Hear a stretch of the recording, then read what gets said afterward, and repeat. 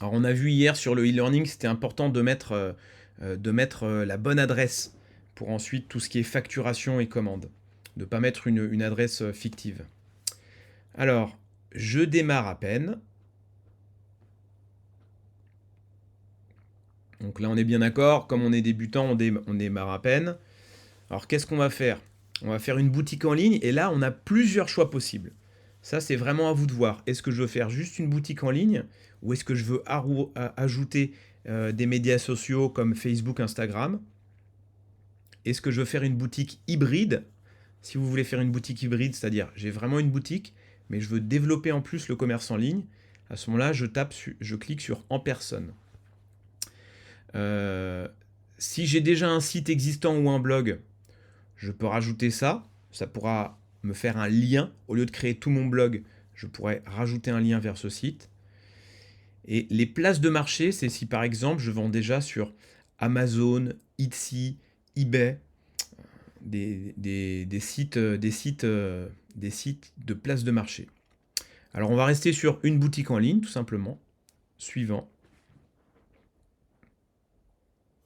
Le nom de votre boutique. Alors on essaye de le faire court, sans accent, sans caractères spéciaux. Avec par exemple On un est d'accord, mot-clé. donc Tu peux tu mettre nous as le dit même hier mot. qu'on pouvait faire aussi ce qu'on voulait. Ouais, et tu peux mettre la même Au chose niveau que du sur site, WordPress. oui, ou celui-là que je voulais travailler, moi, de mon côté. Exactement. Ok.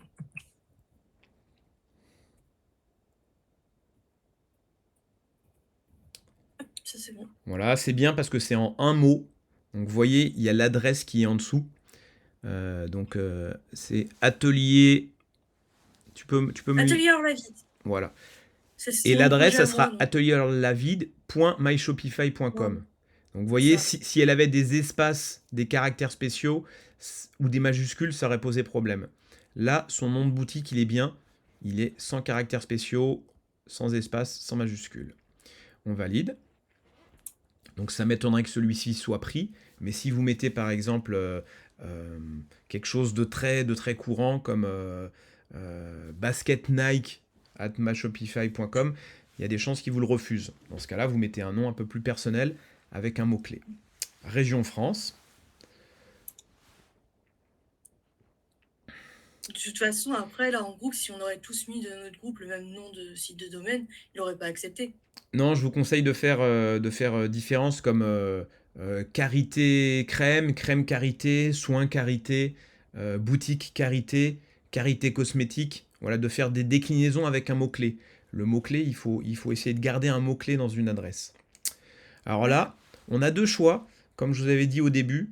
Le plus simple, c'est vraiment de continuer avec Google. Sinon, vous mettez votre adresse, mais avec l'adresse email, ça vous demandera de mettre des mots de passe à chaque fois. Si vous continuez avec Google, ça vous permettra de juste cliquer sur le petit G et de ne pas avoir de mot de passe à retenir. Voilà, on voit qu'il y a déjà un compte, le compte d'Océane. Alors ça, c'est grâce à Google. Elle n'a pas eu, d'identifiant à rentrer. Alors je te conseille de désactiver ta traduction automatique. Il l'active pas si je Voilà. j'accepte pas de l'activer. Alors je dis ça pour les autres qui ont une traduction automatique. Ça vous posera problème quand vous voudrez écrire. Parce que déjà vous verrez que Shopify est en partie en français, en partie en anglais. Mais on va dire 80-75% français.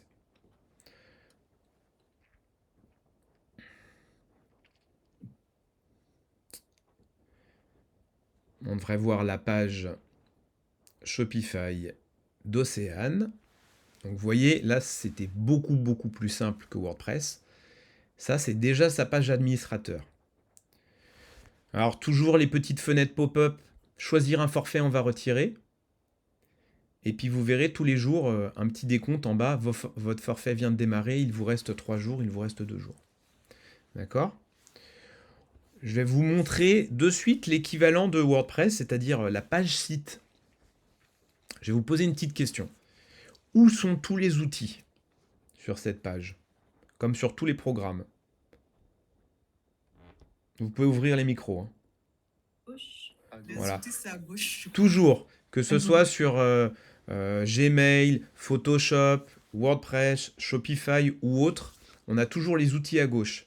Si je suis perdu, que je ne sais pas sur quelle page je me trouve, sur quoi je vais cliquer? Accueil ou Shopify ou Shop. Voilà, il y a toujours un petit symbole tout en haut à gauche. Pareil, ça sera pareil sur WordPress, ça sera pareil sur d'autres programmes. Et ça nous emmène toujours sur notre page d'accueil. D'accord? Alors, je vais te demander quelque chose dont tu n'as pas la réponse, Océane. Je vais te demander de me trouver boutique en ligne. Normalement, tu dois partir, voilà, tu es parti vite, mais d'en haut à gauche, en haut à gauche, et puis tu descends lentement jusqu'à que tu trouves l'outil qui te plaît. Boutique en ligne. Et là, on voit qu'il y a un petit œil qui est apparu. Voilà, le petit œil, c'est afficher votre boutique. Et là, ça va être encore plus simple que WordPress aussi. On n'a qu'à cliquer dessus pour qu'il nous ouvre un nouvel onglet. Donc là, elle a déjà les deux onglets dont elle a besoin. Elle a la page administrateur et maintenant, voici sa page boutique. Alors, tu peux descendre, il n'y a rien pour le moment. C'est que des images standards. Mais on voit qu'il y a déjà toute une organisation, des vidéos, un menu, voilà, des produits, des collections. On voit qu'on a déjà toute une architecture qu'on a dû faire nous-mêmes à la main sur WordPress. Donc ça y est, toi, tu as déjà les deux pages dont tu as besoin. Je vais en profiter pour, tant que tu es en partage et que ta vidéo marche bien, pour faire avec toi l'espace de travail. Je vais demander à Océane d'ouvrir tous les onglets dont elle a besoin, mais seulement les onglets dont elle a besoin pour travailler. Bien sûr, elle a besoin de Shopify, mais elle a besoin de quoi d'autre? Où est-ce qu'elle va trouver ces informations? Alors, attends. Ah, Elle va pas avoir besoin de ce qu'elle a créé avant sur son site, du coup. Alors, où est-ce qu'elle va trouver la prochaine étape? Bien sûr, je vais vous la dire, mais si on rate... YouTube. Sur quel document elle va trouver? j'ai le document partagé. Voilà, le document de formation.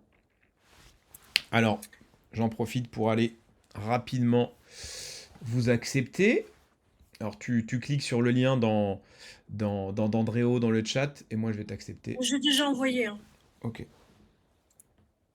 Juste que je suis pas sur le bon compte. J'ai deux comptes sur l'ordinateur. J'ai déjà envoyé.